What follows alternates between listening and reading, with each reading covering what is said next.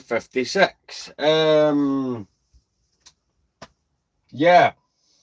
So finally getting the stream out for today. We're doing it a lot early. The last couple of days, like doing a stream was just not possible. I'm aware that my hair's a mess and stuff. It's a really, really warm day. I'm sweating badly.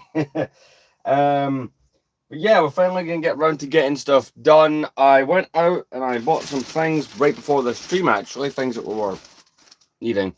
Like the resaleable bags for the part storage. I've required that. Sorted. Done. So yeah, things are hopefully going to go quite well this stream. I've got a few things in this bag actually that I need to go refrigerate, but why didn't I do that before?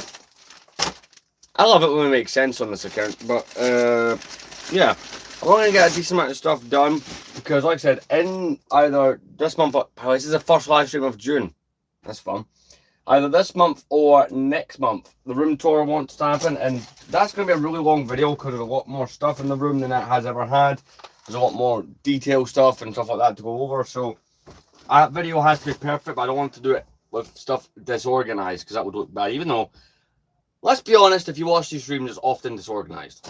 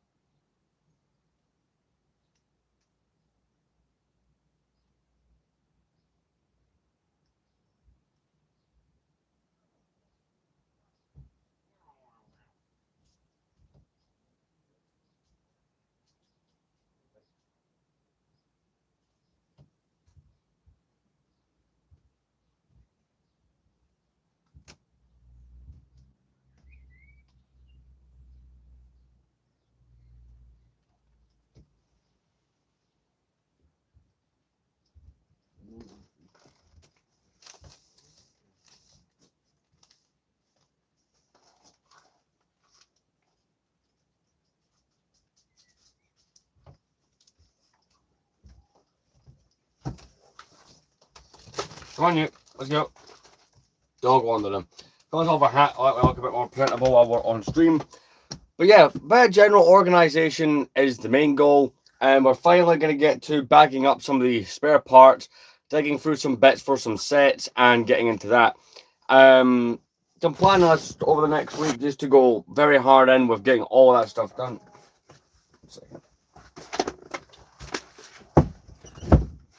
So that's kind of the general plan. Also, I went out the other day with some co-workers and stuff, and it turns out I bought a can of Monster, left it in my bag, and didn't drink it. That's fun. Oh well, but hey, how's it going? Welcome to today's stream. Doing it quite a bit earlier. I just happened to not be busy today, so I was able to finally get one in. And of course, continuing our preparation for the room tour, I'm looking to have this live stream be decently long, get quite a bit done. A few things over here, but yeah, that's more or less it. My main goal is to get the episode 1 shelf fixed because that's the main one we're going to go through. That's the one that required the majority of it. That's also why I went and picked up the resealable bags for some part storage and for some set storage. So there is that. I'll be back in one moment and we'll get started on some clearing some things up because I've not had the chance to stream or do anything lately. I've been that busy.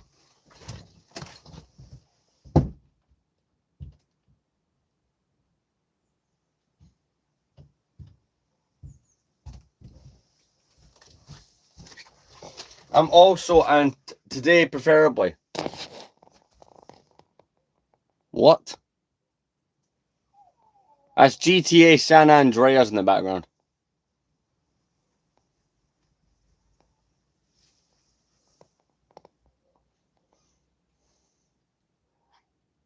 One second. But anyway, so that's pretty much what we're going to try and get done throughout the stream. We'll be coming and going occasionally just to do a few other things, but I've got a goal. Let's see how far we can get with it on this stream.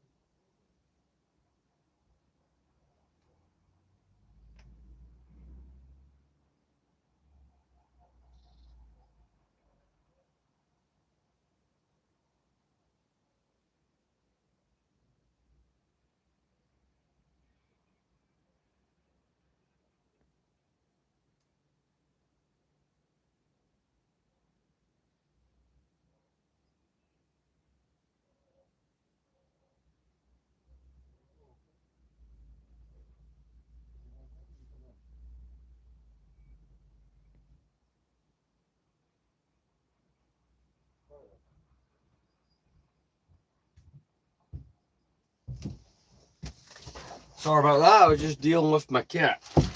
Right, where are we at? San Andreas? Yeah. San Andreas is one of those games that on the PS2 I have put a ridiculous amount of time into. But it's one of those games that I enjoy a lot from that generation of gaming. I recently picked up Grand Theft Auto Vice City Stories for the PSP. That's one of the ones I've not actually played. Well, I've not played it in probably the last decade, so it'll be like playing a new game to me. I'm semi still familiar with the story, so that make it interesting. But if you're joining us doing some organisation, we're prepping the room because in the next month or so I want to get a room tour out because that has been,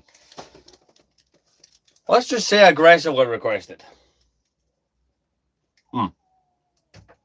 Right.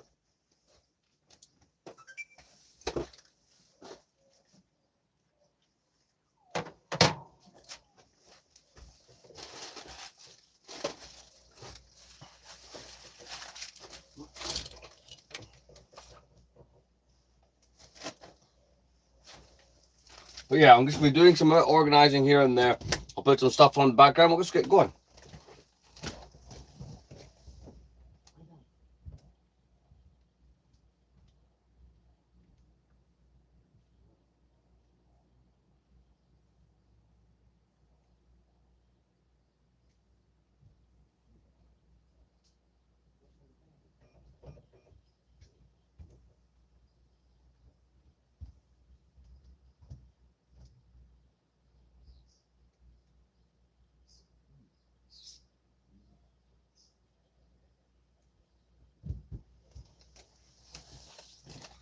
Right, so we can continue.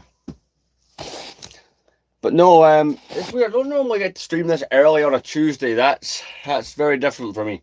But you know, things aligned today in such a way that I was just able to do that, so that's good. I was going to get a few things on the floor because I've pretty much just been going to work and back for most of the last few days. Admittedly, the place is a little bit of a mess, so I'm going to quickly just pack up some things. Try to keep on top. You know, because it's more ideal to keep on top of things than to, you know, not keep on top of things. Like I said, I picked up the bags. Let's see.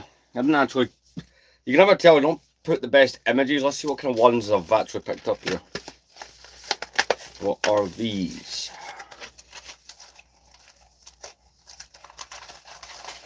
Alright, these are the very decently sized ones as well. Okay, that'll be very helpful for today. Hello there. I suppose your name is General Kenobi, so maybe, I don't know. I've screwed up the coat.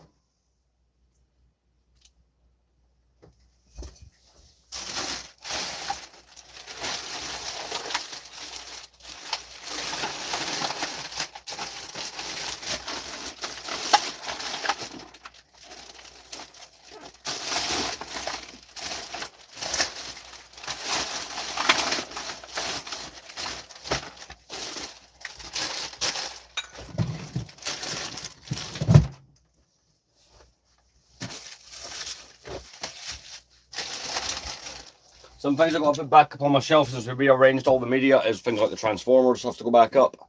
So that can go up there, for example. That's sorted.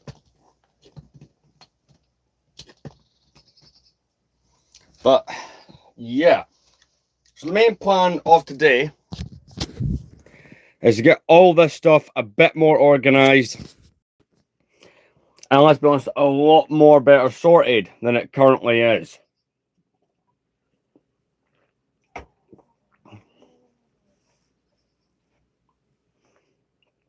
So, yeah, that's kind of the general goal. Because it's more down here that I've still not been able to sort out correctly and get dealt with. So, and of course, there's minor bits on the other shelves. So, that's pretty much what we're going to be doing. Everything, a little bit of organisation in some other places quickly before we, you know, so much as get into that. I was out yesterday buying some retro video games. I didn't take a bag with me. I ended up buying this frog tote bag to carry things back. It's a frog. Anyway, yeah. Yeah, that'll just make things fall. That helps. I'm helping, just not myself. But yeah. Like I was saying earlier, see, because the last couple of live streams have not been very long just due to work commitments and what have you, I'm looking to have this live stream be an hour minimum just to also help me get some stuff done.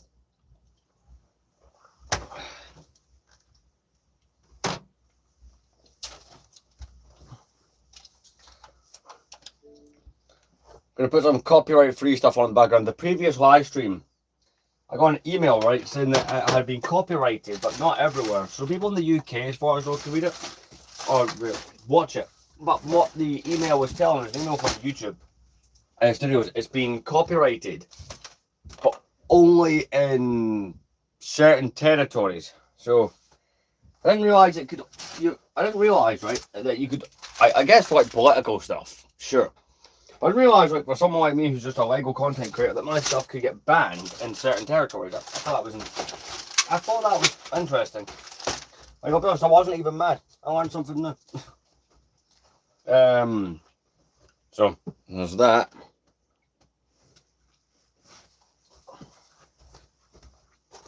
I'll be right back.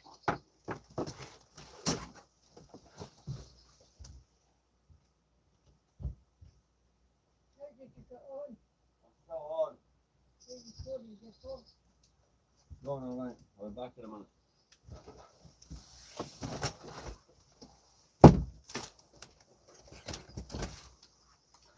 Hold on, got some notifications here. I'm just gonna quickly check this out.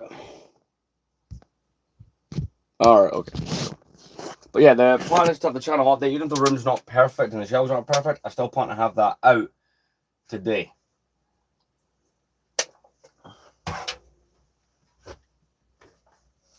See, because I had Terra Killer T1 stay over for a while, I'm noticing like he does hide little things within my shelves. Like he will put things there, and usually the whole plan is to see if I'll notice it while he's here. And if I'm honest, I'm starting to notice little things. See, if you're watching this, man, you're dead. Put Jake Rains from Lego Pharaoh's Quest in with the Sarlacc. That's interesting. What is this? A crossover feature? See, I intentionally did not say the quote correctly for fun. Someone's now going to be mad in the comments. Someone's killing.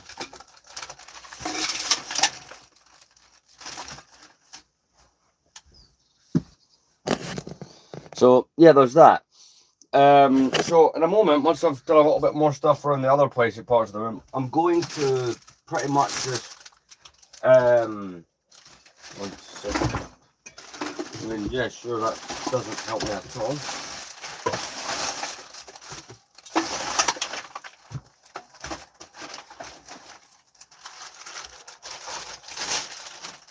Pretty much what I'm planning to do is pull it all out, have it on the floor. I'll change where the camera is so that all you can see me do it. And we're pretty much just going to organise through what I just said, what are some parts, you know. Because I've had this room, we changed the layout, wow, nearly 2 months ago, and I've still not got the place in like displayable condition. Like all this up here still needs sort where I've got the UCS Falcon.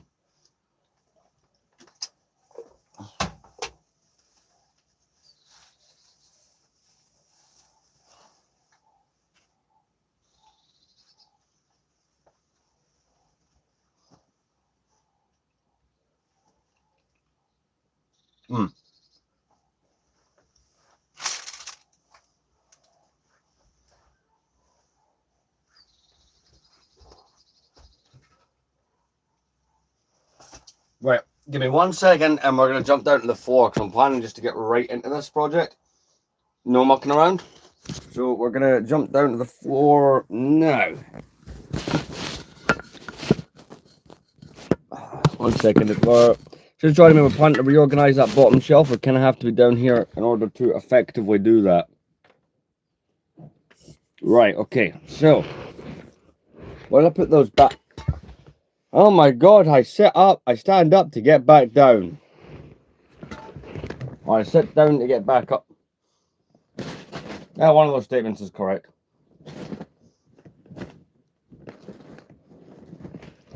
We're also in that universe again where I buy things, I put them down, and if they're up on top of the shelf. So we're going to be reorganising this bottom shelf where all the Phantom Menace stuff is.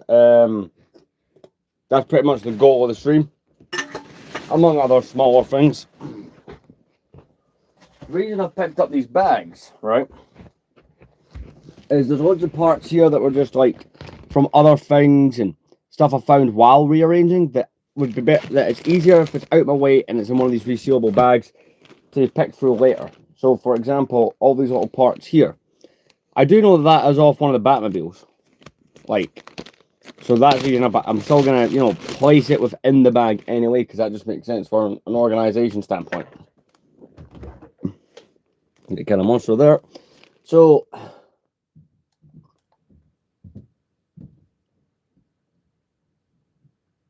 it is December 9th, 2020. It is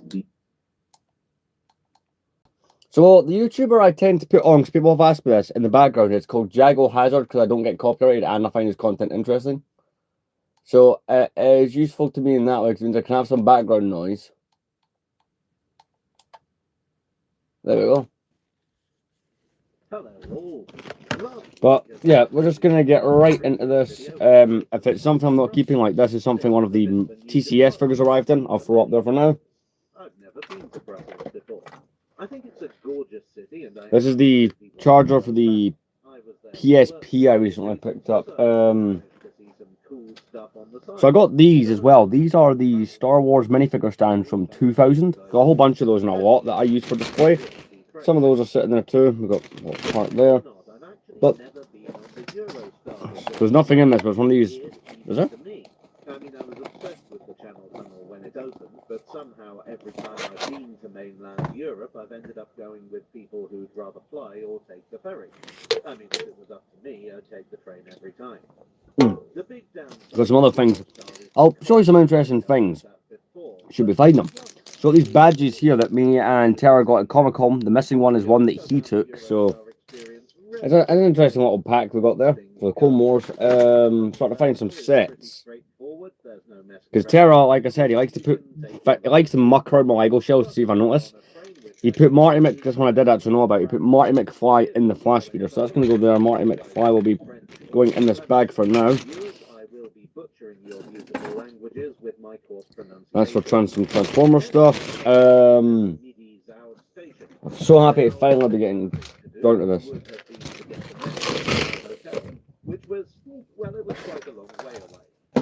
I'll be emptying these into the bag as well, so I want to use those for a better purpose than randomized storage. We got one of the engines here for Sebulba's Pod Racer. Sebulba's Pod Racer is fine, but I'm just going to put that there. I have to say, I love the architecture of Brussels. It's very different from London, often rather more ornate. I kind of want to make models of this. That's my nerd reaction to it.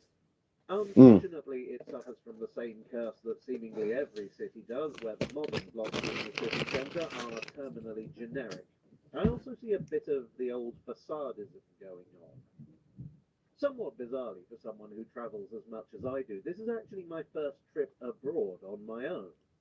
I was talking to a friend who's nervous about travelling alone about this, and I think Brussels is a very friendly city in that regard. But yeah, you get the idea. Might not be my most interesting stream. Granted, we're also not building anything apart from the odd repair job, but this should help me go. In fact, any sets I find I'm going to put up here on my Attack of the Clones shelf, as well as minifigures. That means there's less nonsense to have to encounter. Right. So the first set here, and I'm so annoyed that it ended up this way. This is the Acclimator from last year. That thing's been really badly tortured during the move. I want to get that one fixed.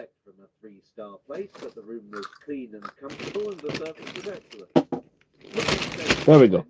But I hope you guys have been enjoying the consistency. I finally been able to upload content, the most consistent I've had in a while. You know, you got the Complete Saga episode that came out today. You're also, it's one of the rare days of 2 videos, channel update later. Now, I know that sounds dull as a butter knife, but I actually learned a lot, and I'm planning to incorporate a lot of what I picked up in future videos.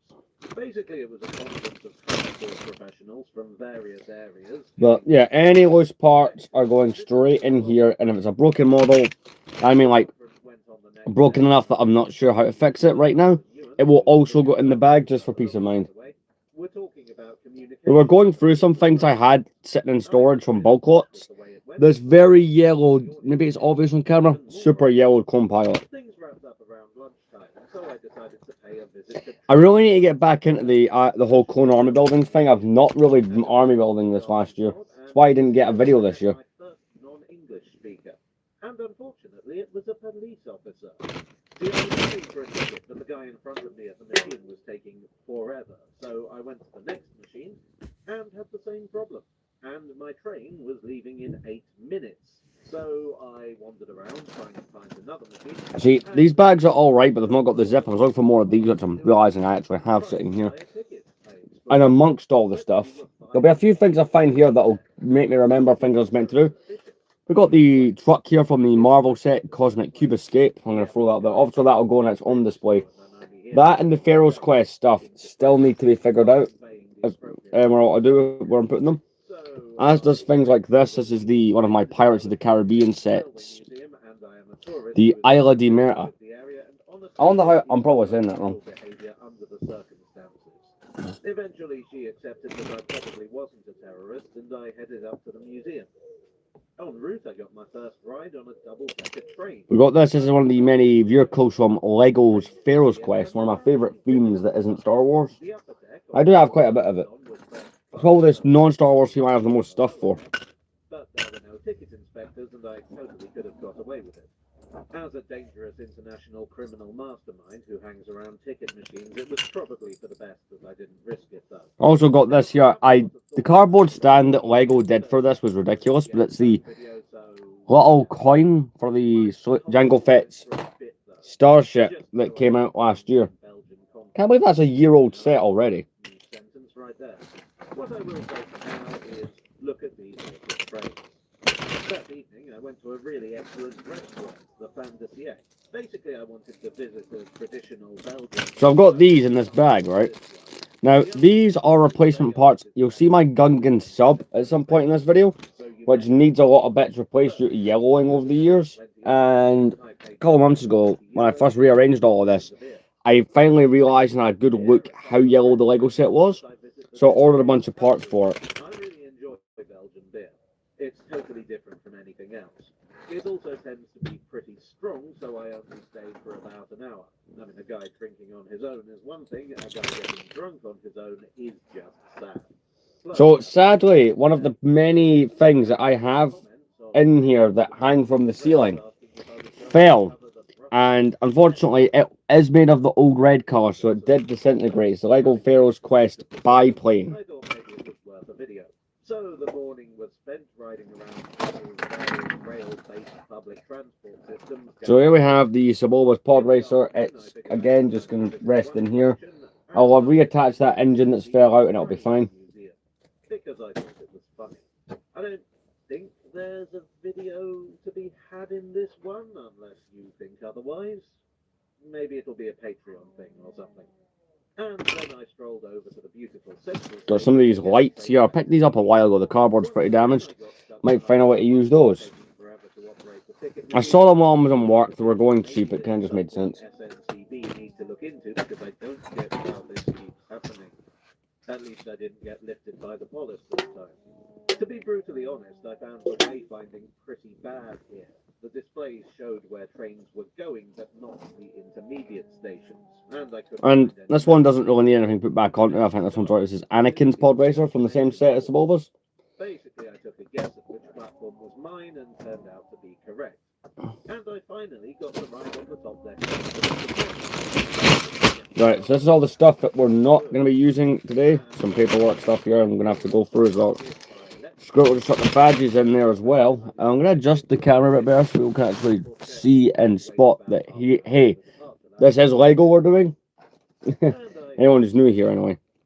Again, finding more of these Star Wars minifigure stands from the 2000 set that I bulk bought. I wonder if I can buy more of those actually. I might have a look on eBay for those later. That always happens in these damn live streams. I always end up going on eBay afterwards because, you know, I saw something that gave me an idea.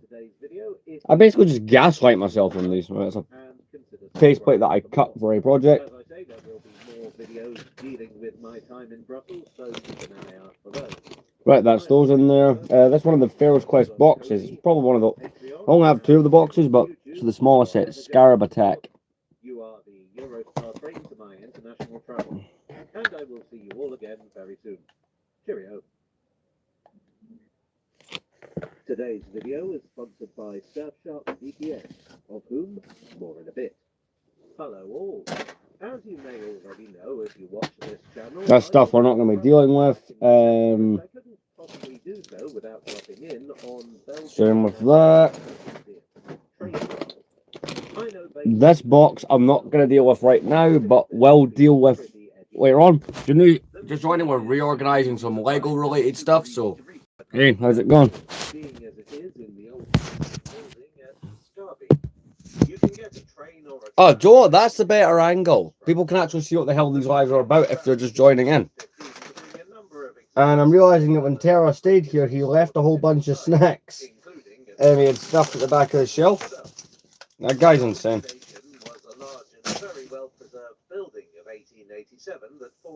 But how is everyone doing? How's your Tuesday going? Something I've often said about 19th century railway architecture is that it's kind of a form of propaganda designed to be impressive to both wow the passenger and invite them to experience this luxury. This stashed in here as well. What's in it? Depending whether you speak French or Flemish. I don't speak much French and my Flemish is more or less non-existent, so, you know... Oh, here's something cool. Had this sitting on for a while. Because a year ago I ordered from Red Mill Customs. But the special exhibitions are integrated into the wider museum. I'm going to keep that out. That should not sit in a drawer. This is something you display. So I got a custom version of the Clone Trooper in that image. Naturally, signage is mostly in French and Flemish, but the displays were clear enough for me with my limited French to understand. There is plenty of information in English available, and there are... Oh, we got a bag. There's more stuff that I have to go through and organise. That's also going to be coming up. Maybe in the stream, it depends how we're feeling come the hour mark. One of these blue base plates I ordered for a project, I ended up with a spare one. Which was on display from the second hall onwards. And it was here that I felt the museum's biggest shortcoming became apparent. It's a bit interpretation-y. The designers behind the displays were comic artists. So here's what I'm on about. This set needs... Is the yellowing obvious on camera? I have ordered a lot of parts to replace the yellow ones on this set. Because this is a really cool set. The 2012 Gungan sub.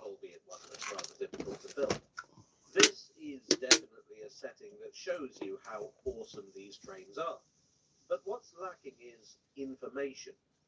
For instance, the engines in the first rolling stock wall were apparently picked as good representations of the development of the railway in the 19th century. But why? What's significant about them? It doesn't say. I don't think it would be difficult to put in a few flash posts explaining what they So the 2024 May the 4th set, I didn't need to fix that. Right, okay. We're getting somewhere. This live stream is progressing. That's great.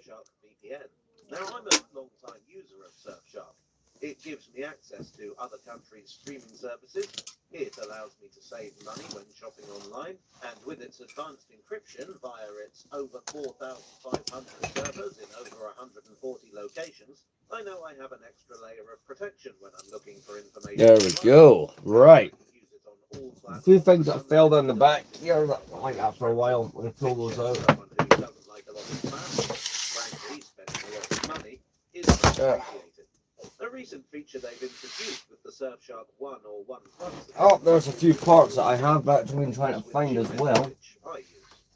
See, I'm sure you're aware of the danger of scammers, and sure, some scammers are obvious, but some aren't, and it can be difficult Let's see. to figure out which emails are legit and which ones are trying to install malware or get you to hand your data over to scoundrels and scofflaws and other such dreadful... Annoyingly, when I was reviewing this set back in October for Halloween, I could not find the first instruction manual.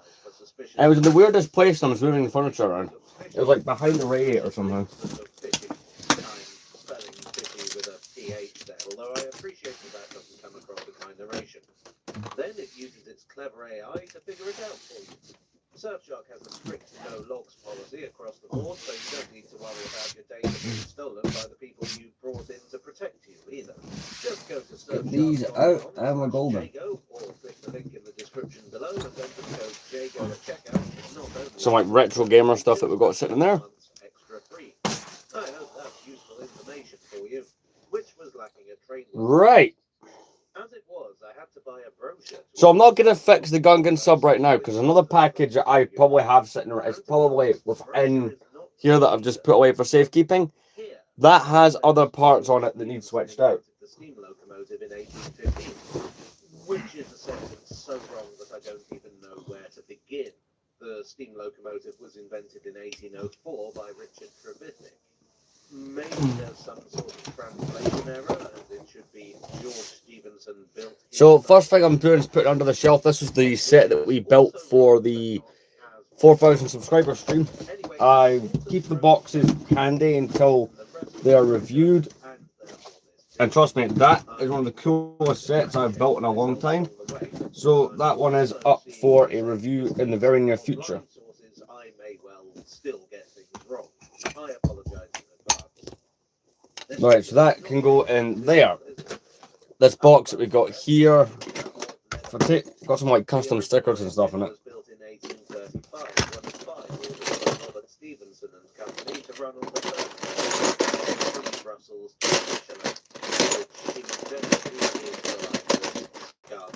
There's all stuff that I need to sit and fix and go through from months past that I've just...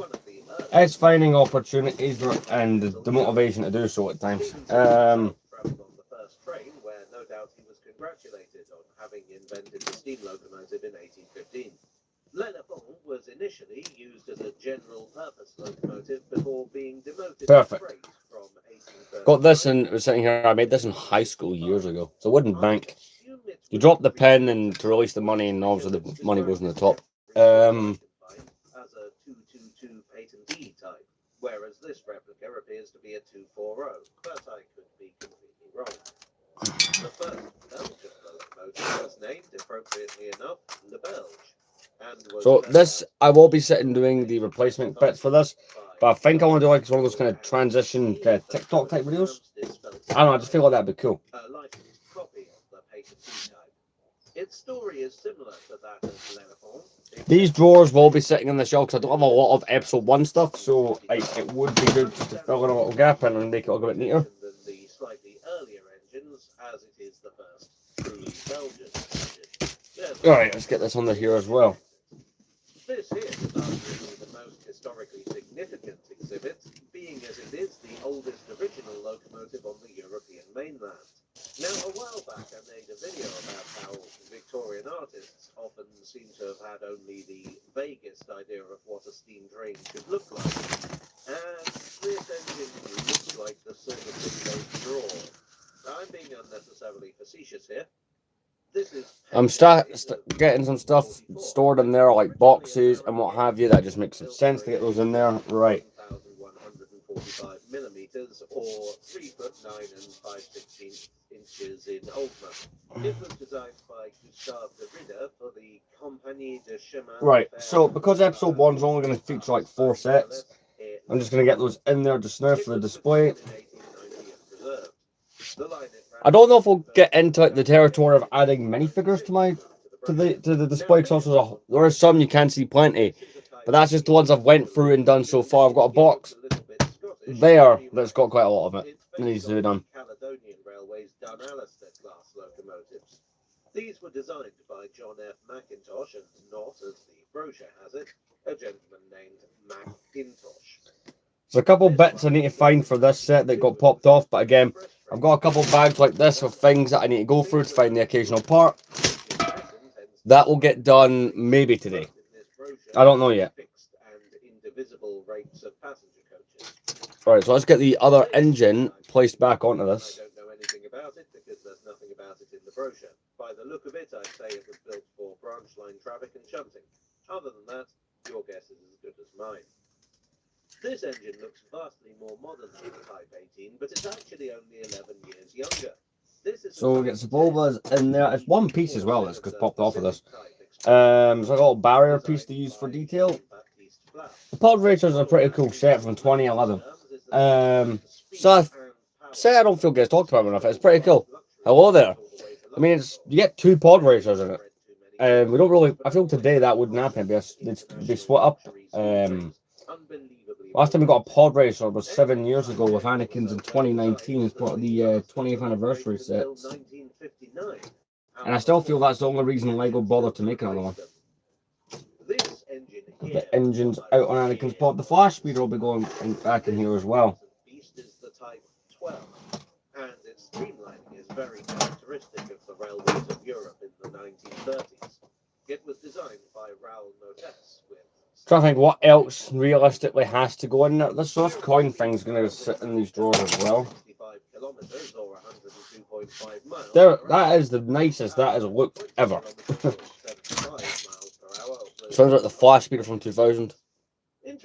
This is only some of them. This was common in the late 19th and early 20th century, but had fallen out of fashion by the 1930s. You generally saw it on secondary passenger services. This will be going up here till I get the chance to actually sit down and fix and go through it. The Pirates of the Caribbean set is going to go in one of the bags until I figure out what the hell I'm doing with that. The Daniel Foreman at Brussels South couldn't bear to see it go and hid it at the back of the shed for preservation. Believe it or not, this electric train is 4 years older than the Type 12. It's an AM35, or to put it in approximate British terms, a Class 35 multiple unit. And once again, it was used on the line between Brussels and Antwerp. It's going to fix the Genos and Starfighter. This is, for those who don't know, this is the original one from 2003. The interiors were designed by architect Henry van der Velde, who was the artistic consultant who designed the SNCB logo. Right. Still in use. Now, unfortunately, the AM... That's a big bit of progress done. We're not done the stream yet. I want to keep going. I'm really enjoying myself. I'm enjoying getting stuff done as well.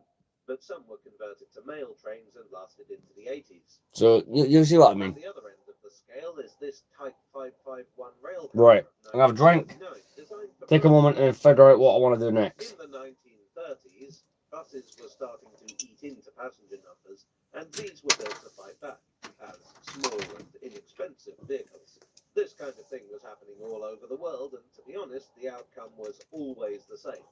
They saved money, but they never really stopped the decline. This was withdrawn in 1961. I do need to find the bridge and the engine, but again, they are in the bags, so I just need to have a look there when I get a chance. But this is the Acclamator from last year. Here we have something really unusual. A hospital coach used in the Second World War for the transport of wounded troops and concentration camp survivors. These M1 coaches were too heavy for frontline express work, but ideally suited to... Oh, we'll do a little bit of sorting to this shell because it does need it. Most were converted back when peace returned, but this one was used to transport pilgrims to Banner.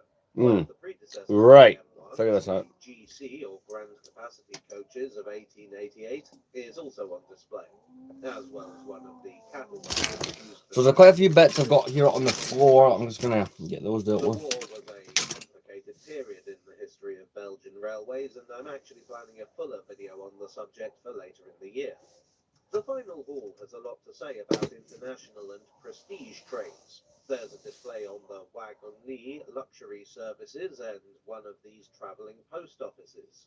These allowed postal workers to sort the mail while it was being transported overnight. The engine in the head of this train was a series... Right, I'm going to go put something in the fridge, and when I come back, we'll figure out...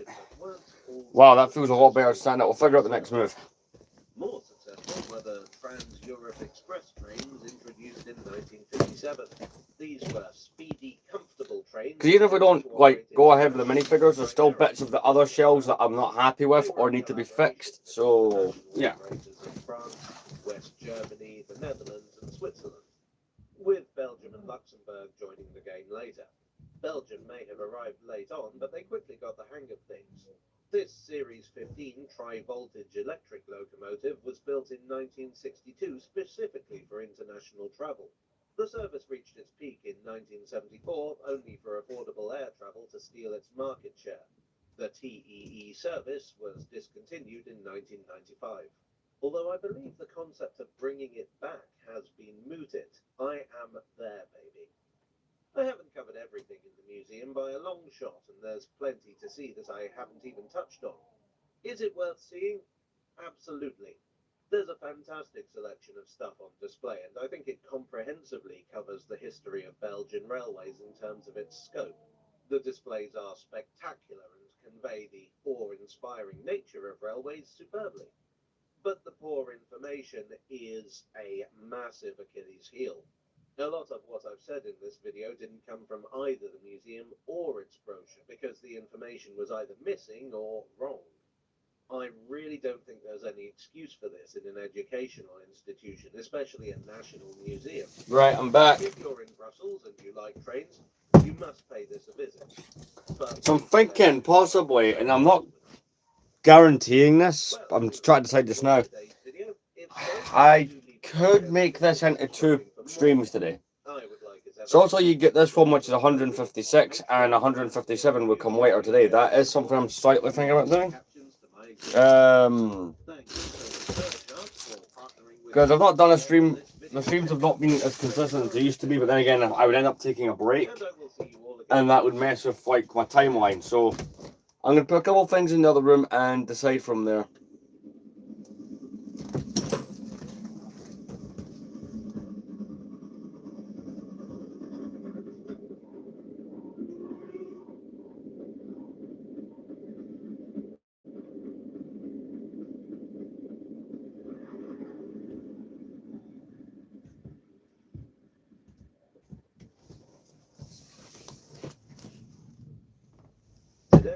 Right. I've decided we're going to keep going. It makes more sense to not stop. Because if I stop, am I really going to want to keep going? It's the way I have been. So taking a break now might be a bit silly. Good evening all. Well, people seem to like the last video I made about the Brussels Metro, so I thought I'd return and examine it in more depth. Today we're going to look at But yeah, we're just going to continue with getting something starting point. more organised. Is one of 4 subway lines. It runs from Gare de l'Ouest in the So we've got this box here, right, to Stockel in the east. with a few other things in it, like a plug I suppose, that contains minifigures. So this box will be going at the back of here for now. I don't know if we're going to get anywhere near touching these today. It all just depends. Supported by King Leopold II, but the technical difficulties and cost meant that it got no further than the early planning stages. Trams were favoured instead, and Brussels developed. There we go. That's some. We're just going to keep going. I want progress. Stopping, yeah, but cool. Take a break. You know, do some video games for a while or whatever. But doing that messes with what I'm trying to get done. In 1962, the Regional Commission for the Brussels area was set up. One of a number of Got this box here that some packages arrived in that I still need to deal with. It's part one of the helmets. They came up with were, firstly, restore the speed and frequency of the tram networks. Secondly, simplify them by concentrating them on fewer lines. Thirdly, obtain faster and higher capacity vehicles. Some things here that I need to bag up and sort. See, I had that stand, right, for all the Clone Wars minifigures that I ended up cannibalising to do the Lego Batman series stuff that I'm doing. So why not do that? So I've got a bunch of spare parts just sitting around here that have to be dealt with. By the North-South Rail Link, a mainline railway that has caused massive disruption and destruction across the city. This has made both the people and the authorities cautious about large-scale infrastructure projects. Yeah.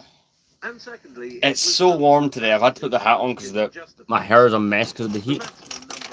You know, I like to look presentable on stream. Insert a clip where I don't. We've got this bag here that is pretty much just all the Clone Wars figures that were on that stand, or the ones I haven't taken. The ones that I have taken from the stand. I'll show you. There's still a whole bunch of them on the stand to be dealt with. But we're kind of focusing some attention on this area for now. I got these. I want to use them for something, but I'm not sure what. These are the boxes from the Pick-a-Brick wall. The plans were changed to accommodate the possibility of altering the new lines to be converted.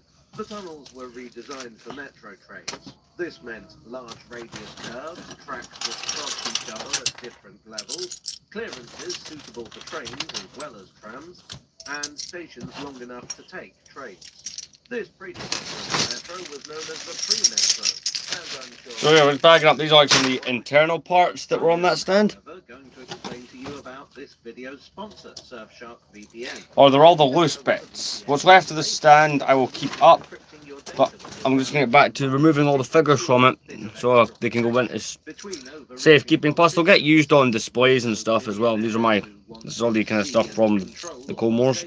I think it's a good idea to have Surfshark's advanced encryption on your side, and with servers in over 140 locations. Right, let's keep going with this. Let's not slow down. Because as I was saying there, I debated taking a break. I'm realising how stupid I would be to do that. What's it, nearly 3 o'clock? Exactly, it's nearly 3 o'clock, so if I want to keep, I'm just going to keep going to continue the progress. I am also going to stop just for 1 second, because I'm sure I've got like an important letter coming, or a parcel rather. I'm going to go check my mail, because I've got one of those outside box things now. Which is kind of funny, because the mail carriers have now just stopped knocking my door. So it's like a surprise. So if I don't get the confirmation email, I'm like, oh, a thing came. Yay. Like is the email scam checker. While a lot of scammers are obvious, I'm sure we've all encountered an email that made us wonder. Certainly I have. So that's the last of those off that stand. Right, I'll be right back. I'm going to go out the door and check outside. For anything dodgy and alert you. There's a special offer for viewers of this channel too. Just go to surfshark.com/jago or click the link in the description below and enter the code JAGO for 4 months extra free. Fortunately, you don't need to set your VPN to Belgium for the rest of this video. The tunnels were mostly cut using the cut and cover method. That is to say, a trench was dug and then covered over, resulting in a relatively shallow tunnel. This is also rather easier than trying to dig a full, deep-level tunnel through waterlogged soil. That being said, the section from Parc to Arlois actually was constructed as a deep-level tunnel. Work began on Line 1 in 1965. In 1969, the first section opened between Schumann and De Beaucaire. Where the underground section ended, the line simply transitioned into a conventional street-level tram line. Now, before we go any further, I should say that the Brussels Metro is a bilingual system. Belgium is a bilingual country where Flemish and French coexist. Therefore, the stations are named in both languages, with neither one taking overall priority. This is even the case where the station names are very similar in both languages. I'm using the French names in this video, purely because it's the language that I'm more comfortable with. We're going to have fun when we get around to the Amsterdam Metro, though. Where was I? Pre-metro stations were very similar to subway stations, the most obvious difference being that the full-height platforms had a sort of chunk taken out of them to enable low-level boarding. There are plenty of pre-metro lines still in place in Brussels, so we'll look at them in more detail in a future video. Suffice it to say that they have most of the facilities... Yeah, I was right. It was just some Amazon stuff. Like I ordered some like multi-packs of juice, so they've arrived. Being simply known as the East-West line, which is nothing if not descriptive. The pre-metro proved to be a success. You know, got nice smell in here, all the dust and stuff. Open the window as well. 1976. Annual ridership. So on that, a lot of that stuff that we've pulled out during the live has sat for quite a while. To 199 million. What convinced the Brussels authorities to go the whole hog and turn the pre-metro into a currency metro was the development of the European quarter around the Robert Schumann roundabout. This development was not very well planned or formalised, but... See what we've got here, we got... A kind of... When I went into CEX and spent insanity money. So, while other pre-metro tunnels were still being built, the East-West line was already undergoing a conversion. In essence, this wasn't too difficult. The signalling was upgraded. The trains would run off 900 volts DC delivered via a third rail rather than 750 volts DC from an overhead wire, as the trams did. The little bites out of the platforms would be filled in. The end result was officially Line 1 or Line M1 of the new metro. The line So a lot of the stand is physically still there. It's not completely torn down. I'm going to keep what remains built because I plan to gradually put that one back together for the series to continue. As it will be a case of it might be a bit later than I originally planned. But, you know, these things happen.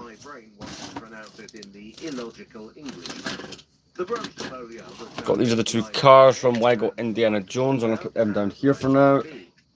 At Delta, a depot and training centre was built. The line opened on the 20th of September 1976 with an enormous party. Again, these bags that I was meaning to buy and pick up, I'm finding plenty of them. Into a metro. And it proved an instant hit, carrying 37 million. A few bags out, and a few figures that managed to escape. These are some of the Clone Wars ones. Hey, how's it doing? Defro's in there. I have a lot of storage bags. So there's a box from the Lego Pharaoh's Quest lineup. To Baker in 1981. Saint-Guidon and Alma in Oh, it's warm today. I really want to go back outside. That is, I'll admit, that does slightly. Yeah, I'm doing alright. Slightly motivate me to stop and do a part 2, but I know if I stop, I'm not going to want to continue, and I really want to get this done. More boxes, because we recently built that on the 4K subscriber stream. Hey, more people subscribe, we'll get to 5K this year. With the possibility of receiving a line from Belgium. As of yet, this does not exist. Between 2006 and 2009, several of the stations were modernised as part of a general revitalisation of the public transport. I'm doing great, how are you? Part of this, in 2009, the metro system was reorganised to relieve overcrowding. Line 1 was significantly reduced. And here, things get complicated. More so. Lines 1A and 1B would cease to exist. Line 1 would now only run from Gare de l'Ouest to Stockhausen. A new line, Line 5, would take over the line to Hermann-Debrou and share... Right, that's that moved. To Gare de l'Ouest. Then it would take over the former Line 1B to Erasmus. Meanwhile, the section from Gare... I'm accepting that this will be a storage shelf. That doesn't bother me, but I'd rather it was a bit more neat. Oh, I say neat, presentable. So that way when I do the room tour video, either, hey there, Hugh Lego, that way either this month or next month, when that comes out, it looks presentable and it doesn't look like a mess like it currently does. And honestly, the metro system really sums that up for me. From 2008 to 2016, Schumann Station was reconstructed. At the time, see, I've always liked the idea of getting into Black Series. I've never bought any, but I do like the idea. I have a whole bunch of that. I'll show you what action figures I've bought. And a lot of this is quite recent. Let me show you. I've got these ones here from 2012. These go back 2012, 1989, 2011, and 2009. That's what I've got. I don't buy lots of them, but I've been buying the occasional one. It therefore makes extensive use of the high-capacity walk-through M6 trains introduced in 2008. In future, plans are in place to automate the line, and to that end, the M7s were brought into service in 2021. These have been designed to be easily converted to driverless operation. So let's take what else would need to go in there? Thinking that, by the way. Now, this is a bit of an oddity. The mainline station opened in 1872. That looks so much better in there. Finally, it looks organised.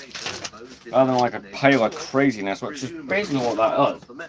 But then in 2009, it was reopened. This is, once again, a city that loves to be complicated. Lines 2 and 6 also call here. It's got these as well. And Étanges Noir. Here's Comte de Flandre, which is just asking for a Simpsons reference, but you know I'd never stu-diddly-oop so low.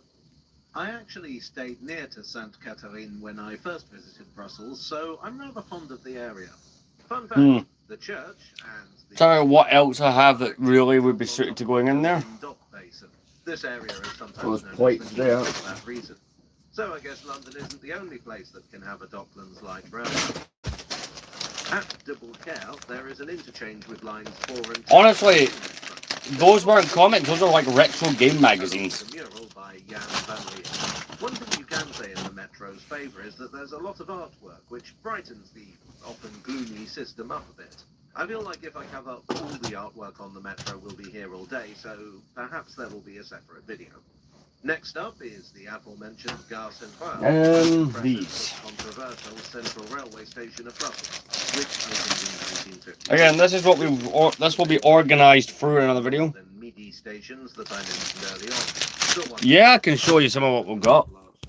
It's currently being reorganised, but here's what we got. So, all this stuff here for the most part is just Clone Wars stuff. Undergoing renovation when I visited. Next is You see it, that's the 2007 one. Everyone thinks that that's a mock. That's a real set. specifically the Brussels one. Arlois also has interchange with lines 2 and 6. Here's a train from one of those lines. Malbec was the site of a terror attack on the 22nd of March 2016, killing 20 and injuring 106. This was part of a wider campaign by IM. Up here's two projects I've got going on the channel. Collecting all the minifigures from Lego Batman 1, and of course the complete saga in Lego. This is another station with mainline interchange. It's a cool project. It's one of the most successful things I've ever done on the channel is that. This is to avoid complicating the junction here any more than is necessary. With a busy line, you want the junctions to be as simple as possible. Alright, what else would I be storing in there? This would be one of those things. Line 1 leaves line 5 behind. The first purely line 1 station is Montgomery, named after the British Field Marshal. This has a pre-metro station attached, which is served by tram routes 7 and 25. Then we pass through Josephine Charlotte, Rue Beaumont and Tombat, the latter of which was terminus until The TCS has been a passion project for about a year now. I reckon within the next year it'll be done. So I think it'll be like a 2-year project all in, give or take. Like that's kind of like a rough estimation if I had to give one. Because a lot of people have asked how long that will take. Realistically, I'm not missing that many more minifigures. I've bought and paid for a lot of figures that are not on the stand yet. Because see when you buy something, some custom manufacturers, for example, Fig Fab Labs, he's made a few figures that are on that stand, will get shipped out immediately. As well, if you buy an official figure that appeared in the game from eBay, it will get shipped immediately, right? But some custom manufacturers, like I ordered a Queen Padme, which is hard to find people making those. I bought that over a month ago. It'll probably be another month and a half till it arrives because it has to be made. Do you play? I played Star Wars Battlefront 2 a lot when it first came out, but I don't think I've touched it in at least 7 years. But my brain's trying to comprehend that Battlefront 2 is now a 9-year-old game. That's crazy. Really that old already? That was quick, wasn't it? I play a lot of the OG Battlefront games. In fact, I'll show you what I'm on about. So I'm mostly a retro. Oh, come on, there we go. I'm mostly a retro of my games. I recently picked up the. Over here, I've got my PSP. I recently picked up the Star Wars Battlefront 2 for that. So it's an interesting game called Star Wars Lethal Alliance. The final station is Stockout. The station itself is not very exciting, having one exit in a shopping centre and the other out the back. But as a Tintin fan, I just have to break my self-imposed rule about not thinking about the artwork. The station boasts murals featuring, I think, characters and situations from almost every Tintin album, including several appearances by my hero Captain Haddock. The initial designs were done by Hergé himself shortly before his death. The only albums not represented here, as far as I could see, are Tintin in the Land of the I do have that game. I have a physical. Wait, do I? So I've got a physical copy of the second game, but I own the first game digitally on the Xbox One. But I do have both games. I have both Star Wars Battlefronts from the 2000s. I played those more. I've got a lot of nostalgia for those games. Series looking at the Brussels Metro and pre-metro in depth, or at least in some depth. My sources were 1 second. in Belgium, by I'll be right back. and Dirk Martin-Stein. Brussels, a Tramway Reborn by Geoffrey Skelsey and Yves Laurent Ansar. Plans for underground tramways in Brussels by P. Reynard. The Brussels Times and the STIB MIVB website.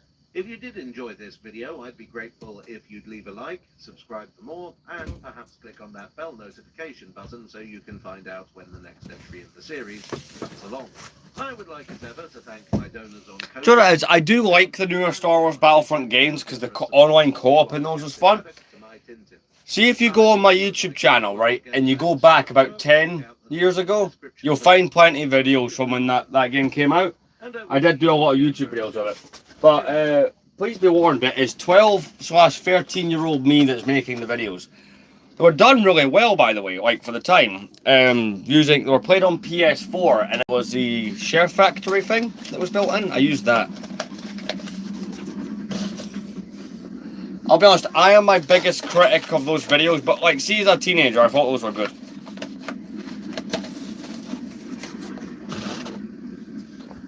I'll be honest, I much prefer my content the way it is now, but I guarantee you in 5 years I will prefer that and look back not as good on this.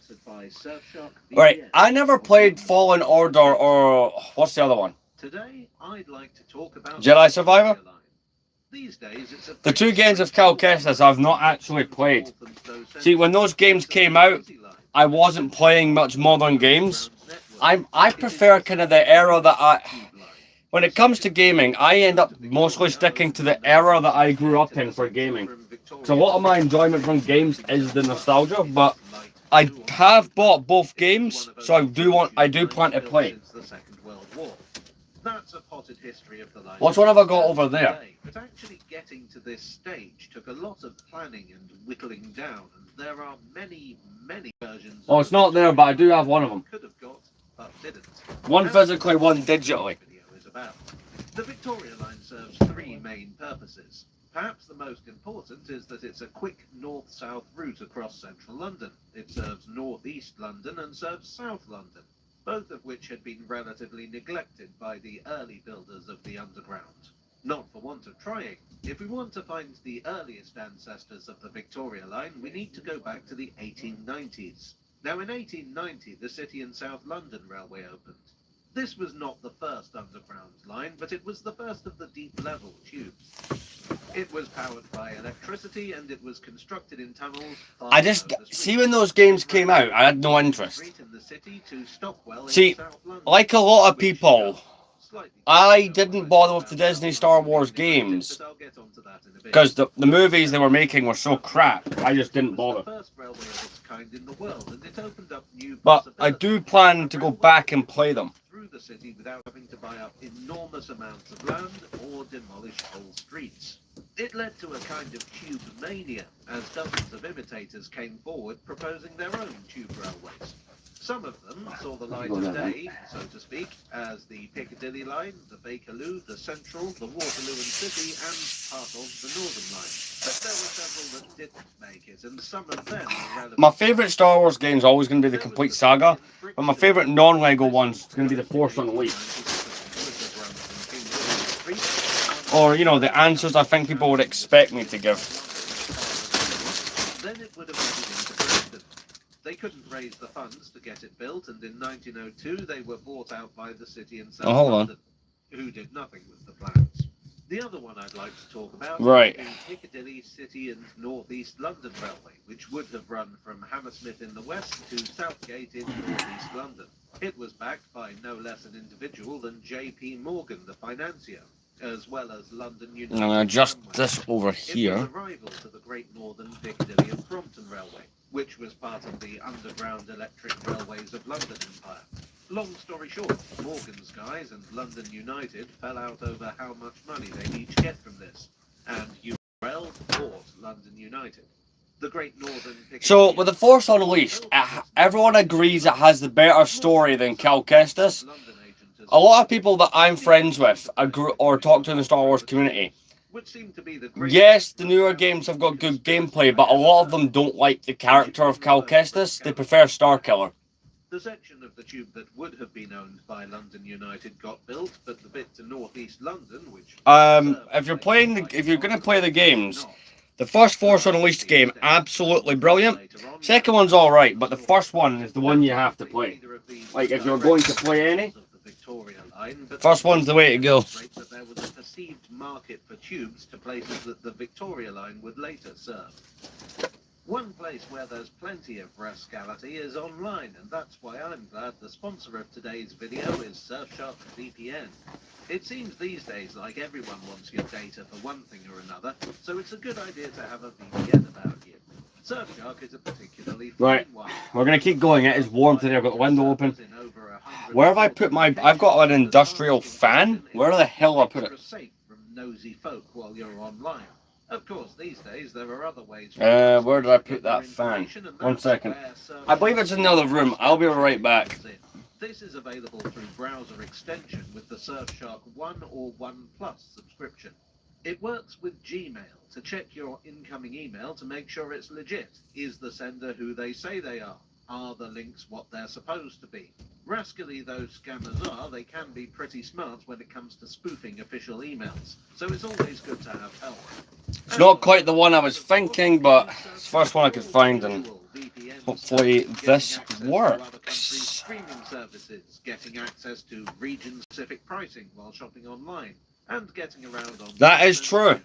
Naturally, Surfshark has a... See, that's what I like about the old Star Wars lore. It wouldn't just make it up, it would come from like things like that. He was originally meant to be a 60-year-old general called Luke Starkiller, and Han Solo was meant to be a creature with gills.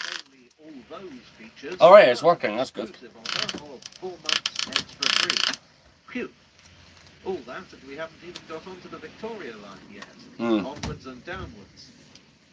After 1907, there was a bit of a lull in terms of new tube lines. The Hampstead line even advertised itself as the last link in the system. The tube network did grow, but only in the form of modern... Haha, I've got it! ...to existing lines. For the purposes of our story, the next major development comes... And then it's set up, we are sorted. That year, the London Passenger Right. Transport Board was formed. So he was making me want to stop, to be honest with you. London Transport. Luckily, I didn't give in to that damn heat. Well, at least not yet. I wanted to make a long stream and get some stuff done that needed to be done, so keeping going. See, if you look up the Star Wars draft, I think it's from 1974, and the concepts, it is way different. Some of it is nuts. But I like the fact that you're bringing this up, because most people on my streams don't seem to either know or mention any of it. What time is it? I can see my dogs are barking about. In terms of the underground, it meant new trains, electrification of the remaining steam-hauled lines, and the reorganisation of a number of lines. This was very well received, and possibly flush with success, London Transport's general manager, J.P. Thomas, proposed another new project in 1937. His proposal was this: take the Enfield Town and Chingford branch lines, what's now part of the Weaver line of the Overground, and the now defunct line to Palace Gates. Extend these to Finsbury Park. There it branches in two. One branch is the old Northern City line to Moorgate. The other heads through Camden Town, Tottenham Court Road, Piccadilly Circus, and finally terminates at Victoria. Now, what I've been able to find out about this plan has been quite vague, and I have made a few assumptions with this map. But anyway, in 1938, a slimmed-down version was proposed that would go up to Finsbury Park, but it's not clear where it would go north of that. In 1939, the idea would be developed further. Now, this version of the line was planned in 3 stages. The southern section was something pretty radical compared with what we actually got. There would be an express tube line running from Morden to Clapham Common, with a stop at Tooting Broadway. Then this would veer off and head to Victoria. Then it would go through Green Park, Bond Street, Great Portland Street, Camden Town and Finsbury Park. And here there would be a junction. One line would go to Seven Sisters, then surface and run over the Weaver line to Enfield Town. The other would shadow the main line, calling it Hornsey, Haringey, Alexandra Palace and Bowes Park. Those main line stations would close. Then it would surface and run over the Hertford Loop before terminating at Cuffley. Of course, as we know, none of this went ahead. Money was hard to come by, and if London Transport were going to make big proposals, they had to be good ones. This is largely why the 1939 proposal is so different from the last two. It would serve multiple purposes. It would relieve congestion on the Northern Line. It would relieve congestion on the East Coast Main Line. It would provide a new north-south route across central London. Spiritually, I think this brings it far closer to the Victoria Line we actually got. The other big fly in the ointment was that enforced intermission known as the Second World War. While Thomas' proposal for express tubes in South London didn't go ahead, there were a number of deep-level air raid shelters built with the possibility of being connected together to form an express line. But while the rolling tide of fascism was being fought in Europe, plans were being made in offices in London for what would come after. And it's here that we get what many consider to be the true roots of the Victoria. It was a delivery at the door for stuff that you got to keep chilled. Someone's busy putting it away. Oh, that fan makes all the difference. Yeah, I've got a few dogs. People, you don't typically see them in my streams, so most people don't know. To be fair, they probably have appeared a couple of times. I just can't think of many instances. Transport would be completely overhauled. Many of the main line railways would be put into tunnels, and the bridges over the Thames and the viaducts. Again, we will do something with these. I just don't know if it will be today. So it's 3:15. We're not doing too bad in terms of getting stuff done. Like, I'm happy that this now is laid out better. Is there problems with it? Sure. But we're getting somewhere with it in general, which is the positive. You can actually read it online if you're curious. The purpose of the committee was to try to hammer all this out into something practical. They came up with various concepts for routes, but the one that interests us here is... So I'm going to go throw some things out. I'll be back in a few moments. We're going to get that done, and then we're going to continue. You know, apart from the stuff that had been blown up. In central London, new routes were needed to provide some relief to existing routes. The Northern, Piccadilly, Central and Circle lines were particularly overcrowded. In South London, there was a shortage of tube lines. Only the Northern line really went any distance into South London, with the Bakerloo line terminating at Elephant and Castle. Historically, the geology had made digging tunnels through the sandy, wet soil difficult. There was an extensive network of mainline railways and an even more extensive network of trams, so it just hadn't been considered worth it. But by now the main lines were badly overcrowded and the trams were being run down. In northeast London there was a similar problem to the one in South London, vis-à-vis mainline railways. There were plenty of them, but they converged on the main lines into King's Cross and Liverpool Street, and that meant that services had to be limited. The branch lines had also suffered from a lack of investment over the last few decades. So your options were a terrible service, or a service that was absolutely rammed. So Route 8 was devised with all this in mind, and here we edge a little closer to the Victoria Line. It goes to Finsbury Park, King's Cross, Euston, Victoria, and finally it goes to Brixton. The route through the West End differs a bit from the line we got, and it extends further at the northern and southern ends. It's not exactly clear where it would terminate in the north. The late writer Mike Horn suggests Hitchin. And in the south it would go all the way to East Croydon. The line into Victoria was one of the worst hit in terms of overcrowding, and the railway lines in the Croydon area were kind of a mess. They also considered the idea of running the southern end of the line to Heathrow Airport, which in 1946 had just opened to civilians. In some ways, I think this would have been more akin to the Elizabeth line than the Victoria line. It was intended to carry full-size trains and to have station platforms double the length of those on the Underground. The committee concluded that Route 8 was high priority, and therefore it would be immediately subject to a huge amount of debate and several revisions. Because government committees do be like that sometimes. London Transport liked the scheme, but instead proposed their own version, known as Scheme D. No line to East Croydon, but instead it would go further south and divide in two. One branch to Coulsdon North, one branch to Sanderstead. Both of these would be above ground. In the north, we take a step closer to the line we got. Again, it splits in two. One branch goes all the way to Waltham Cross, but the other goes to Walthamstow High Street. And in the centre, we've been... What trilogy is my favourite? My favourite trilogy is the original trilogy. I grew up with Star Wars on VHS, so the nostalgia for that is probably the highest. And this being London Transport's proposal, this would... And I'd rewind and watch those tapes over and over, so it's, the nostalgia's more powerful for that. I did see the prequels after that, but I prefer the original Star Wars a lot more.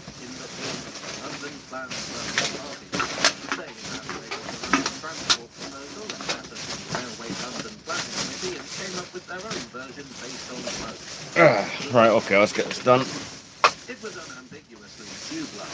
In the north, it was definitely going to go to South Tottenham. Thereafter, it would not go to Waltham Cross, but might instead terminate at Angel Road. The reason for that This was that gets the rid main of some line stuff that I have through Waltham Cross was to be been wanting to get rid of for a while. You might not be familiar with Angel Road, but for a long time it had the dubious honour of being the least used station in London, and it was closed altogether in 2019. Absolutely dismal place. The other route would have gone to Walthamstow once again. Also of note is Northumberland Park, which is not a station on the line today, but it is the site of the depot. It's the only above-ground bit of the entire Victoria line, in fact. In 1951, this was altered some more. The branch to Angel Road was locked off, and we got a branch to South Croydon. That's because there were two opposing forces at work. British Railways, who operated the main line railways, wanted the tube to meet their station at East Croydon, but that was outside of Croydon town centre. So in order to serve both, we got two branches. As you can see, some of the station names were also changed. At the northern end, there were two possible routes, but instead of terminating at Walthamstow Hoe Street, it would go to Walthamstow Wood Street. Except that it might not have gone to Croydon. At least, not at first. The Wimbledon branch of the District Line was extremely busy, so one idea they played with was to build a line to Fulham, then run trains over the Wimbledon branch. They would put the Croydon route aside. Then later on there would be another line from Victoria heading east to Hackney, and the Wimbledon branch would be added to that. Route C. There we go, that helps quite a bit. And would go to Croydon instead. Right, so my favourite movie from the original trilogy always, it's hard to pick. I mean, I do like A New Hope, but it's not my favourite. It's between Empire and Jedi, right? I mean, look, Empire Strikes Back has the most iconic scene of all the movies. It has the Hoth battle and stuff like that. And it has one of my favourite musical scores in it. The, see the tune that plays when they're in the asteroid field. But Return of the Jedi has Jabba's palace in the Battle of Endor and Luke and Vader's second fight. So it is difficult to choose one or the other for me. But those are the two that I'll gravitate towards the most out of the original trilogy. Victoria Line comes into use. It was one of a number of proposals. So I hope that kind of answers that. Had this weird obsession with portmanteau names. For instance, before the Northern Line was called that, it might have been the Medgeway, Morden Way, Yeah, get rid of this. Line. And so it was with the Victoria Line. They considered Walby. Roger that, and we'll go from there. The progress has been great today. Even if I stop now, I've still done more than I expected myself to do. West End Line. By 1955, they'd settled on the Victoria Line. That year, another government committee, known as the Chambers Committee, gave the line their blessing. The government in general was rather car-centric and stuck on this idea that railways should be profitable in themselves. The Chambers Committee concluded that in terms of the bigger picture, a tube line would be more economical. The amount of road they would need to carry the number of passengers a tube could would be far more expensive. But even a decade after the end of the war, there wasn't a lot of money to go round, and the Treasury were reluctant to fork out. London Transport considered shortened versions of the line, one that would only go between Victoria and King's Cross, which would provide that vital north It's not neat, but that's now functional. But do nothing for North and South London. Do you know what it is, right? Go from The Victoria original to trilogy, everyone argues with me on this, right? Apart from maybe a couple of people. Piccadilly line and the main line. The original trilogy is a nicer looking movie. Was floated was only to go from Or set of movies, rather. So I guess they'd have to Yes, the prequels has got all that cool CG stuff in them. But the original trilogy, like, maybe it's just movies from the 70s and 80s as a whole, but they're really, like, aesthetically pleasing. Or is it just me who thinks this? Who said basically the same thing as the Chambers Committee, but also pointed out that construction would provide a lot of employment. The first section of the line to be built was the tunnel from Finsbury Park to South Tottenham. This was really an experiment. There was a new type of tunnelling machine known as the drum dig, which was considerably faster than any previous means of tunnelling in London. London Transport had also discovered, in the course of extending the Central Line, that lining tunnels with concrete instead of their usual cast iron was just as effective, but cheaper. So, by combining these innovations, they hoped to I'm keeping those because those are just handy. could be built economically. In 1961, Like, that era for movies, like, is just better. From certain individuals in Whitehall, they got the Return of the Jedi, There was one the final theme of it is just brilliant. It's the better, it is, built, and that was to cut it I don't know. by one station, from Wood Street to Hoe Street. This I find it difficult to decide. Yo, Potato God. I find it difficult to pick between the two. Let's see what movie I have more of represented in Lego. So we'll go with Empire first. I've got the Superstar Destroyer, so that's one. Cloud City, that's two. Hoth Wampa Cave. I've got the three. I've got those 4 Hoth sets, so we're at 5. We're at 6. I've got. engineering knowledge than I actually have. Suffice it to say that it was not Right, so according to my little quick count, I have. Is that really? Surely I've got more than that. At Highbury and Islington and Finsbury Park, the northbound Victoria line took over the... So I've got 9 Empire Strikes Back sets, right? How many Return of the Jedi sets have I got? 1, 2, 3, 4, 5, 6, 7, The Victoria line platforms some distance away from 8, the rest due to lack of space. 9. Which is why it's such a pain in the backside to get on the Victoria line. Is that At equal? Euston, the Really? British rail station was being demolished and rebuilt in a new, modern, and now... Alright, well, according to my Lego collections, equal amounts. factored in. At Green Park, the alignment was such that passengers changing from the Victoria to the Piccadilly line would have to use a long tunnel that everyone hates. Oh, even with the fan, it's. Oh, it's so warm today. At Oxford Circus came perhaps the most... Hell yeah, brilliant. Best there is. This was already a busy station. It's so warm today. I'm trying to keep cool and it's. Oh, it's difficult. But they would also need See, to design in the UK, we're not used to warm weather, so when we get really warm weather, it is like hell. Because we're not used to it. We spend all year just in cold. But if you're just joining, we're doing some general organisation of things, talking all things Lego and Star Wars, so yeah, welcome. Described as a steel umbrella. A giant 4-way bridge held up by concrete piles that had been carefully placed to avoid all the myriad pipes and cables running through the circus. Over the next 5 years, the booking hall would be dug out. The work at Oxford Circus was so complicated that it was actually the last station on the route to be finished.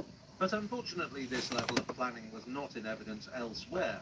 With the amount of umming and ahhing, several of the stations... No, not really. Let me point this out. A lot of the sets in my collection I bought before they were so valuable.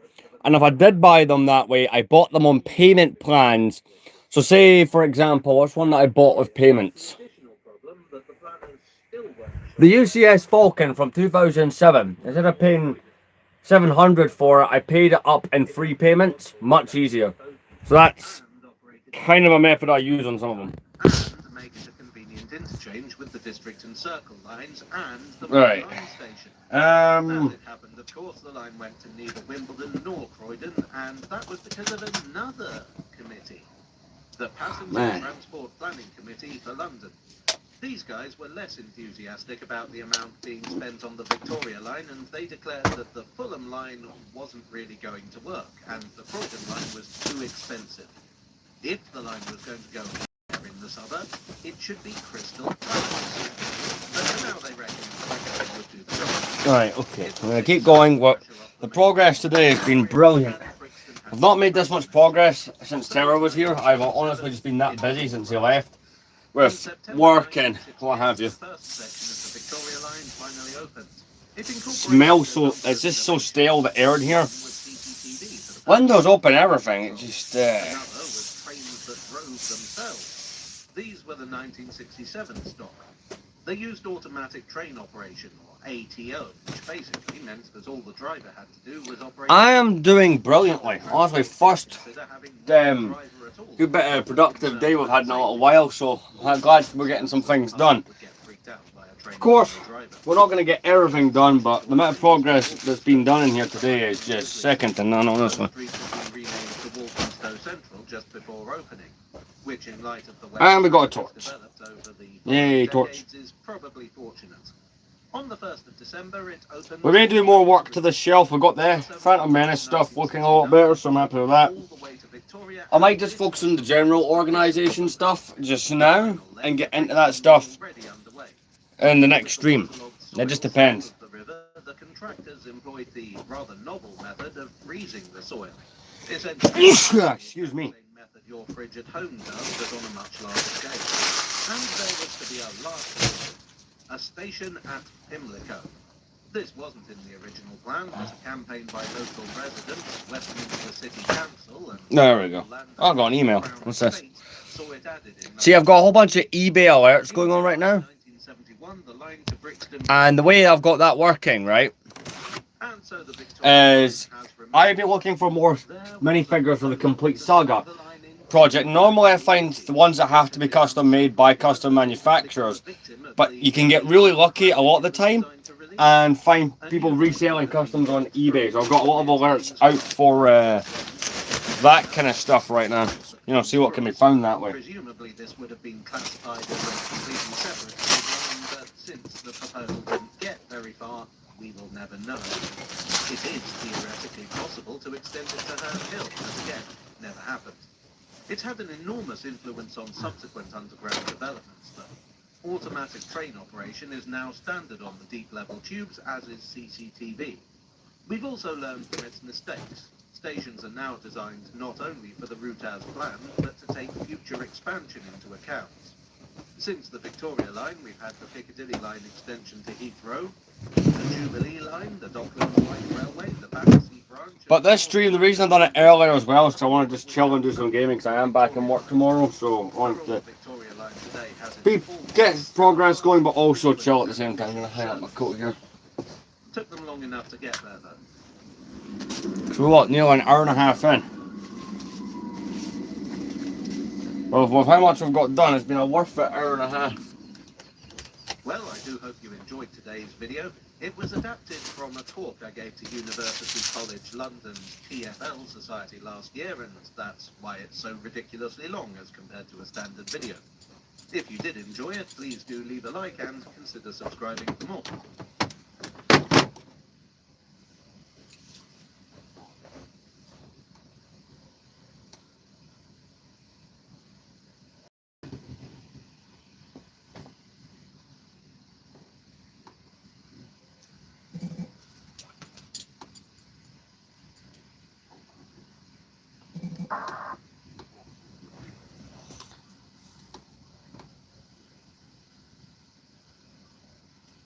Kanye.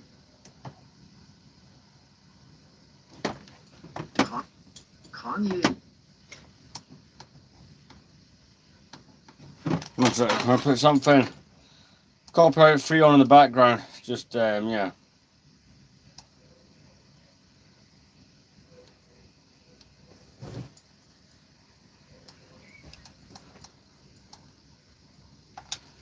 You just have to think ahead when you're doing all that sort of thing, because the last stream that we did, 155, has been banned in some territories apparently. Conventional heavy rail can carry the most people. Yeah, Potato God, we're getting there with the likes on this one. Especially in the city centre. Trams offer little disruption, but they can't carry. But Brick Rebellion's got some messages up on Instagram, which is great. Because Brick Rebellion is how I get majority of my custom minifigures for the complete saga. So hopefully, mind you, I bought a few Batman figures from him last week. So here's hoping that it's another release either. So it's always great to continue building up with that. Allow me to introduce you to the Brussels Free Metro. This might take a little explaining. Now, as you will know, if you're a regular viewer of this channel, the subway as a concept first appeared in London in 1863.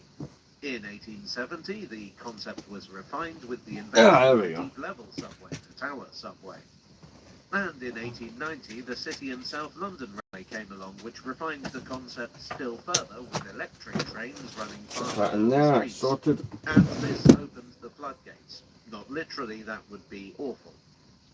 But soon there were subways opening all over the world. Brussels was in many ways a perfect candidate. A busy capital city and major economic centre.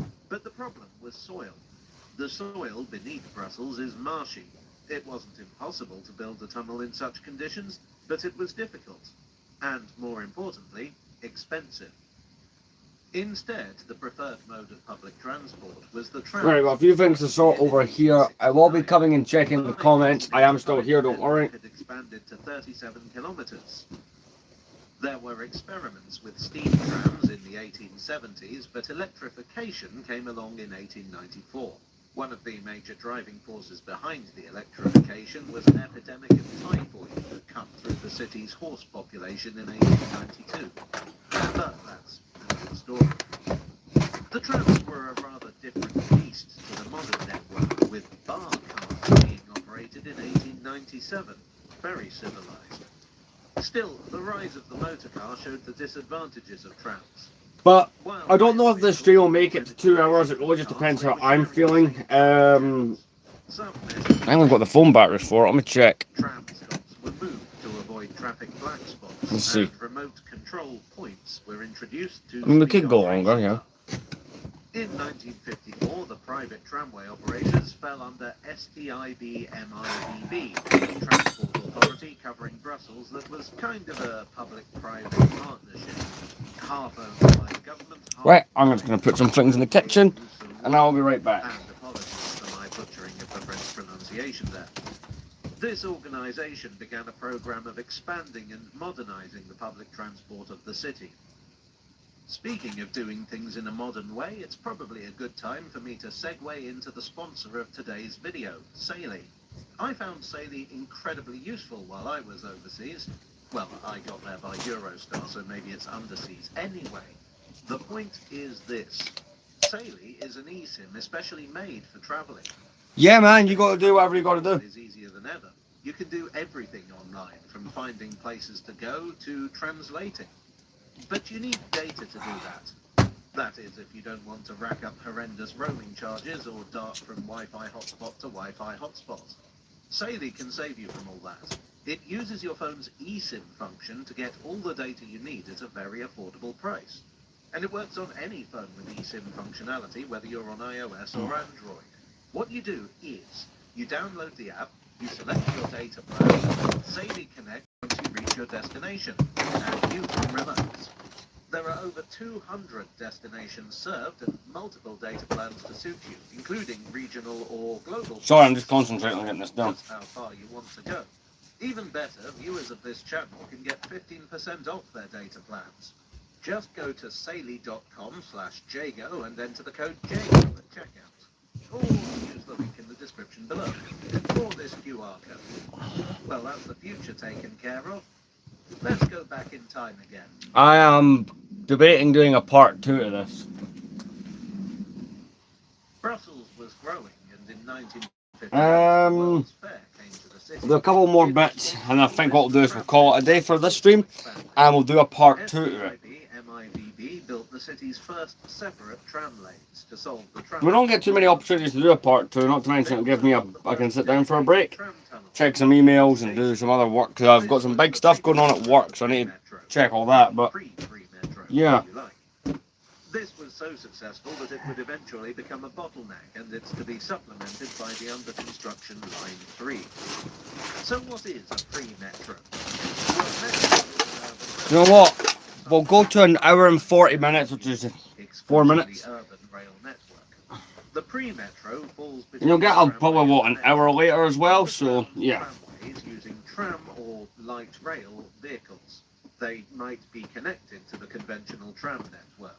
However, the tunnels and stations are built to metro standards, so that in future, when demand rises sufficiently and money is available, they can be converted to full metro lines.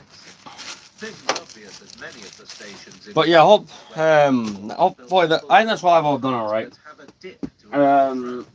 Like I said, streaming has been a bit slow the last couple of weeks, the last week and a half, something like that. So yeah, I'm hoping to get back up to where I was, because you know, we're now at what, 4,050 something subscribers. I really want that to keep going up.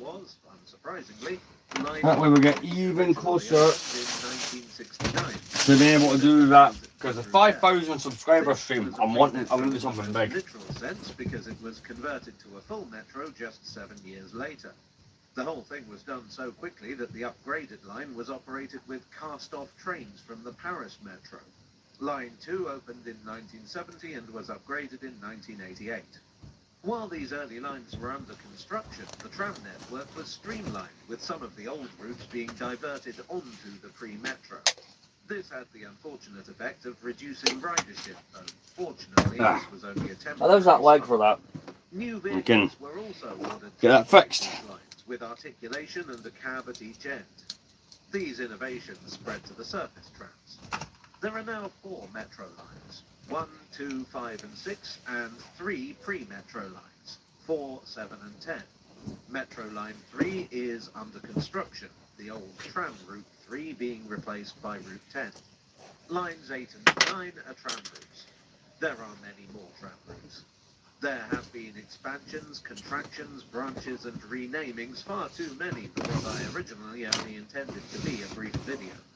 Frankly, the whole thing is incredibly complicated, and to be fully honest with you, I don't fully understand it myself. I probably shouldn't be... Right, I'm going to hang this up, and then we're going to call it a day, because I'm going to go to the toilet. There's no sense in just wasting 2 minutes of your time while I'm there, and then anything when I come back. So, I want to thank everyone who joined in for this stream. I'm thinking around 6 o'clock, I'll do the next part. I'll let you know, I'll let you guys know down. Check my channel, right, check my community page for the next live start time. There'll be another one today. I'll see you there. Since then, expansion and modernization has continued, and Brussels